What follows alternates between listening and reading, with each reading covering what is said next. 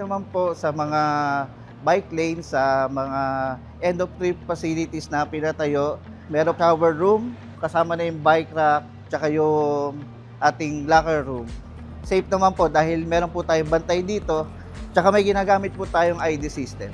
Yung mga bike lanes namin dito sa Marikina, yung ilan ay hindi nakahalo sa main road, so nasosolo namin yung mga bike lanes.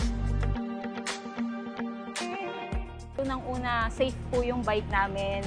Wala kaming binabayaran na parking fee. At yung kalooban namin sobrang panatag na yung bike namin safe namin bababalikan pag uwi namin galing trabaho. Maraming salamat sa gantong programa. Sana po ay magtuloy-tuloy at marami pang gantong facilities na mailagay sa iba't ibang lugar. Kasi malaking tulong po ito sa mga iba-ibang lungsod, lalo na po sa aming mga nagbabike to work. Na yung mga gantong facilities po ay talagang napapakinabangan po naming lahat. Maraming salamat po kay President at sa DOTR sa ganitong programa, fasilidad na binababa po sa mga lungsod dahil nagiging safe po yung bike lanes natin, tapos nagiging walkable po yung ating mga path area.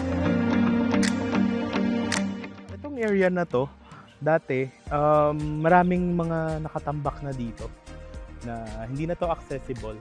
Pag dumaan ka dito, matatakot ka. So, mas pipiliin mo dumaan dun sa kabilang kalye or kung saan mas busy.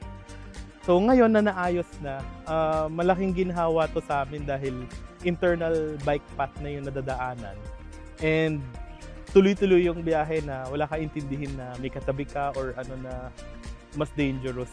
Sa Marikina kasi mas safe ang cyclist at ang mga pedestrian. Kasi mayroon talagang dedicated area kung saan ka makapaglakad at makapagbisikleta.